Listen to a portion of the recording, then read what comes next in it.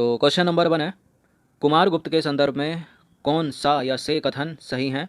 नीचे दिए गए कूट का प्रयोग करके सही उत्तर चुनना है। सबसे आसान, जो गलत है उसको एलिमिनेट करिए और आगे बढ़िए। कुमार गुप्त प्रथम चंद्रगुप्त द्वितीय की मृत्यु के बाद सन 415 में सत्रारूढ़ हुआ या गद्दी पर बैठा। अपने दादा समुद्रगुप्त की तरह उसने भी अश्वमेध यज्ञ के सिक्के जारी किए। इसने ब्राह्मणों पर जजिया कर लगा दिया था। इसने नालंदा विश्वविद्यालय की स्थापना की थी। देखिए, ब्राह्मणों पर जजिया कर कुमारगुप्त प्रथम ने थोड़ी लगाया था, गलत है। फिरोज तुगलक ने लगाया था। किसने लगाया था? फिरोज शाह तुगलक ने। तो थर्ड को एलिमिनेट करिए, तो जिस इसमें थर्ड है ये नहीं होगा, ये नहीं होगा। अब कुमारगुप्त प्रथम ने नालंदा विश्वविद्यालय की स्थापना भी की और अपने दादा समुद्रगुप्त की तरह इसने भी अश्वमेध यज्ञ के सिक्के जारी किए, ये भी करेक्ट है। और कुमारगुप्त प्रथम की मृत्यु के बाद चंद्रगुप्त द्वितीय की मृत्यु के बाद कुमारगुप्त प्रथम गद्दी पर बैठा 415 में। तो 1 2 4 इसका करेक्ट हो जाएगा आंसर। क्वेश्चन नंबर 2 है, घटोत्कच किसका पुत्र था? किसका पुत्र था घटोत्कच? देखिए, ये श्रीगुप्त का पुत्र था। किसका पुत्र था? श्रीगुप्त का पुत्र था। गुप्त वंश का संस्थापक कौन है? श्रीगुप्त।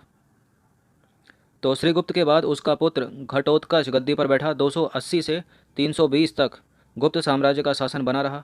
इसने भी महाराजा की उपाधि धारण की थी और प्रभावती गुप्ता के पूना व रिद्धपुर ताम्रपत्र अभिलेखों से घटोत्कच को गुप्त वंश का प्रथम राजा बताया गया है और इसका राज्य संभवतः मगध के आसपास तक सीमित था।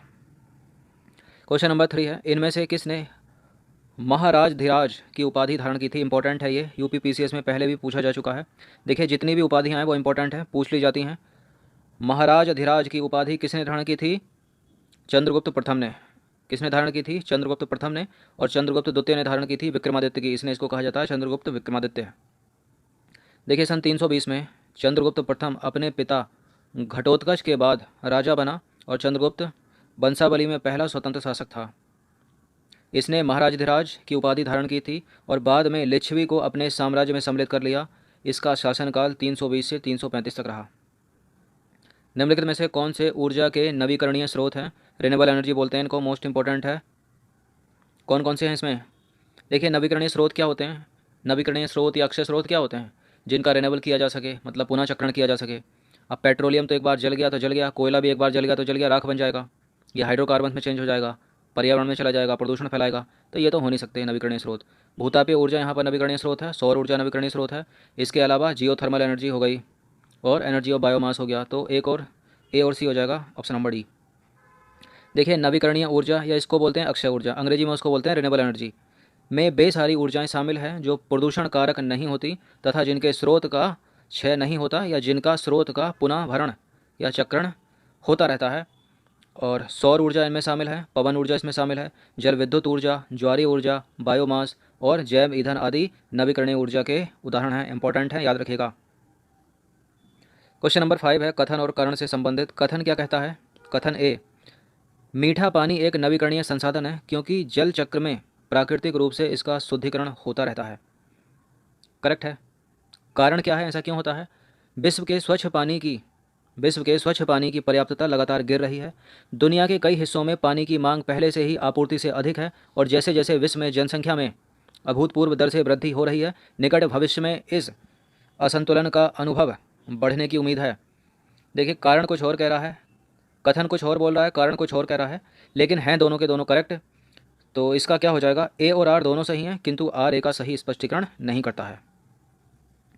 क्वेश्चन नंबर 6 है, कथन ए क्या कहता है? किसी पारिस्थितिक तंत्र में हरे पेड़ पौधे उत्पादक होते हैं। क्यों होते हैं, क्या कारण है इसका? पारिस्थितिक तंत्र में जीवाणु तृतीयक उपभोक्ता होते हैं। तो इसकी डेफिनेशन बतानी तो दूर, गलत और कर दिया कारण। तो पहला करेक्ट है और ये वाला गलत है, क्योंकि किसी पारिस्थितिक तंत्र में जो जीवाणु होते हैं ना, वो अपघटक का कार्य करते हैं। जीवाणु हो गए, वायरस हो गए और जो सूक्ष्मजीवी हो गए, वो अपघटक का कार्य करते हैं। क्या कार्य करते हैं? अपघटनकर्ता होते हैं, अपघटक का कार्य करते हैं। तृतीयक उपभोक्ता कौन सा हो गया? शेर हो गए, बाघ हो गई, ये होता है तृतीयक उपभोक्ता। देखिए, इस तरह से चलता है। इसमें सबसे नीचे होते हैं पेड़ पौधे, ये उत्पादक होते हैं, मतलब प्रोड्यूसर होते हैं। इसके ऊपर जो इनको खा गया, मान लीजिए टिड्डी खा गई घास को, या हिरन है ना, हिरन वो खा गया पेड़ को, पौधे को, तो ये प्राथमिक उपभोक्ता हो गया, प्राइमरी कंज्यूमर हो गया। इसके ऊपर जो हिरन को खा जाए वो द्वितीयक उपभोक्ता हो गया। जो दूसरे उपभोक्ता को खा जाए यहाँ पर, वो तृतीयक उपभोक्ता हो जाए, तृतीयक उपभोक्ता हो जाएगा ना वो। अब जो इन सबको खा जाए, मतलब ये जितने भी सड़ जाते हैं, गल जाते हैं, इनको वो चेंज करता है ना, कार्बनिक पदार्थों में तोड़ता है, तो उनको क्या बोलते हैं, सबसे ऊपर रहते हैं यहाँ पर अपघटक। मतलब ये एक तरह से ग्राफिक उसमें समझा रहा हूँ मैं, वैसे तो सब सूक्ष्म भी ज़मीन में मिलेंगे। तो ये सबसे ऊपर मतलब इसके स्तर पर रहते हैं अपघटनकर्ता, जो इनको डिकम्पोज करने का कार्य करते हैं, और डिकम्पोज करके फिर से वो पौधों के लिए क्या बन जाता है, खाद बन जाती है। तो इसका आंसर क्या हो जाएगा, यहाँ पर ए करेक्ट है लेकिन दूसरा गलत है, तो ए सही है किंतु आर गलत है। क्वेश्चन नंबर 7 है, अफ्रीका महाद्वीप के इन देशों को उत्तर से दक्षिण के क्रम में रखना है, मतलब नॉर्थ टू साउथ। देखिए ज्योग्राफी के लिए मैप देखना बहुत ज़रूरी है, मैप की प्रैक्टिस करते रहिए, इस तरह के प्रश्न बहुत पूछे जाते हैं। तो क्या आ जाएगा, लीबिया आएगा या अंगोला आएगा सबसे पहले, या बोत्सवाना आएगा, या फिर दक्षिण अफ्रीका आएगा। देखिए अगर आपने देखा होगा अफ्रीका का मैप महाद्वीप, तो सबसे नीचे, ऊपर का तो पता नहीं लेकिन सबसे नीचे सभी को पता होगा दक्षिण अफ्रीका ही है। अब जिसमें दक्षिण अफ्रीका नहीं है उसको सबसे पहले एलिमिनेट कीजिए। अब देखिए दक्षिण अफ्रीका के ऊपर है, जस्ट ऊपर क्या है, बोत्सवाना है, तो यहाँ अंगोला लिख रखा, तो ये गलत हो जाएगा, ये भी गलत हो जाएगा। तो सबसे नीचे है दक्षिण अफ्रीका, ये बोल रहा है उत्तर से दक्षिण की ओर, लेकिन आप पकड़ो साउथ टू नॉर्थ तो आसानी से हो जाएगा सॉल्व। तो सबसे नीचे दक्षिण अफ्रीका है, उसके ऊपर उत्तर में बोत्सवाना है, बोत्सवाना के ऊपर चलोगे तो अंगोला है, और सबसे ऊपर है लीबिया। तो इसका आंसर है ऑप्शन नंबर ए। देखिए कुछ इस तरह से दिख रहा है इसमें, यह है देखिए अफ्रीका कंटिनेंट, सबसे नीचे देखिए ये है नीचे साउथ अफ्रीका, यहाँ तक फैला है। तो सबसे पहले नीचे से ले रहे हैं हम, उसके ऊपर देखिए जस्ट ऊपर इसके नॉर्थ में क्या है, बोत्सवाना, बोत्सवाना है, इसके ऊपर चलो तो अंगोला है, और अंगोला से और ऊपर जाइए, देखिए यहाँ आपको मिलेगा कहाँ, यहाँ देखिए लीबिया कितनी ऊपर है। तो सबसे पहले तो यही आ जाएगा जब उत्तर से दक्षिण की तरफ चलना है, तो सबसे पहले लीबिया आ गया, फिर उसके नीचे आइए, लीबिया के बाद क्या आ जाएगा, लीबिया के बाद अंगोला आ जाएगा नंबर 2 पर, फिर बोत्सवाना आ जाएगा नंबर 3 पर, और चौथा है साउथ अफ्रीका। तो मैप की प्रैक्टिस बहुत ज़रूरी है, पूछे जाते हैं। क्वेश्चन नंबर 8 है, यदि आप दक्षिण अमेरिका की यात्रा करें और पश्चिम से पूर्व की ओर चलें, मान लीजिए दक्षिण अमेरिका है, साउथ अमेरिका, इसमें ये बोल रहा है पश्चिम से पूर्व की ओर चलें, सही क्रम में भी जाना है, तो निम्नलिखित में से किन किन देशों से होकर आप गुजरेंगे। दक्षिण अमेरिका का मैप किस किस ने देखा है, देखिए यहाँ पर तो है, इतना नीचे क्या फैला हुआ है, चिली है, यहाँ पर चिली है जो सटा है किससे, पैसिफिक ओशियन से सीमा लगाता है। यहाँ ऊपर मिलेगा आपको पेरू, पेरू मिलेगा, फिर यहाँ पे जब आओगे तो पेरू के बाद मिलेगा बोलीविया, बोलीविया के बाद मिलेगा पराग्वे, यहाँ पराग्वे और उरुग्वे है यहाँ छोटा सा। तो सबसे पहले पेरू हो जाएगा, पेरू के बाद बोलीविया, फिर पराग्वे, फिर उरुग्वे, ऑप्शन नंबर बी हो जाएगा इसका। ये देखिए ये है पेरू, पैसिफिक ओशियन से लगा है, पश्चिम से हमको चलना है ना, west to east, west to east चल रहा है ना हमको। तो सबसे पहला पेरू, उसके आगे जाएंगे तो देखिए बोलीविया, उसके आगे पराग्वे, फिर यहाँ मिलेगा आपको उरुग्वे। चलिए अब क्वेश्चन नंबर 9 देखते हैं, पश्चिमी एशिया के इन देशों को दक्षिण से उत्तर, साउथ टू नॉर्थ के क्रम में रखना है। अब पश्चिमी एशिया क्या इंपॉर्टेंट है, उधर से एक तो सबसे ज़्यादा पूछता है एक प्रश्न है कि भूमध्य सागर से, मेडिटेरियन सी से कौन कौन से देश लगे हैं, क्योंकि एशिया इंडिया में है ना, सॉरी इंडिया एशिया का पार्ट है ना, उसी के अंदर है, तो इंपॉर्टेंट हो जाते हैं एशिया से बनने वाले प्रश्न ज्योग्राफी में। अब बताइए इसमें सबसे नीचे कौन सा है, और फिर ऊपर चलते जाएंगे, बहुत सारी साइड में छोटी छोटी कंट्री हैं, मतलब मैप में उनको देखते हैं। तो देखिए सबसे नीचे जॉर्डन तो है नहीं, जॉर्डन बीच में कहीं लटका हुआ है उधर, और भूमध्य सागर के साथ सीमा भी नहीं बनाता, तो ये तो होगा नहीं। सबसे नीचे इसमें यमन आना चाहिए, देखिए यमन है सबसे नीचे, इराक तो ऊपर है कहीं, सबसे नीचे आएगा यमन, यमन के आप थोड़ा ऊपर चलोगे तो आपको मिलेगा सऊदी अरेबिया, उसके और ऊपर जाओगे तो आपको मिलेगा जॉर्डन, फिर और ऊपर जाओगे तो आपको मिलेगा इराक। तो इसका जो सही क्रम हो जाएगा ना, दक्षिण से उत्तर की ओर, south to north, option number D. सबसे पहले यमन आएगा, उसके बाद सऊदी अरेबिया, फिर जॉर्डन, उसके बाद इराक। कभी कभी तो देश पूछ लेते हैं, कभी कभी इनकी कैपिटल रख देते हैं, इन राजधानियों को दक्षिण से उत्तर के क्रम में या उत्तर से दक्षिण के क्रम में लगाइए। तो देखिए सबसे ये नीचे यहाँ है रेड सी, लाल सागर है यहाँ पर, और तो यमन देखिए सबसे नीचे है दक्षिण में, इसके ऊपर चलेंगे यहाँ से शुरू हो गया, देखिए सऊदी अरेबिया, सऊदी अरेबिया के यहाँ देखिए जॉर्डन है ये, और सबसे ऊपर क्या है, इराक है, यहाँ सबसे ऊपर तक है। तो क्या आ जाएगा, यमन पहला, फिर दूसरा हो जाएगा सऊदी अरेबिया, तीसरा हो जाएगा जॉर्डन, और चौथा हो जाएगा इराक।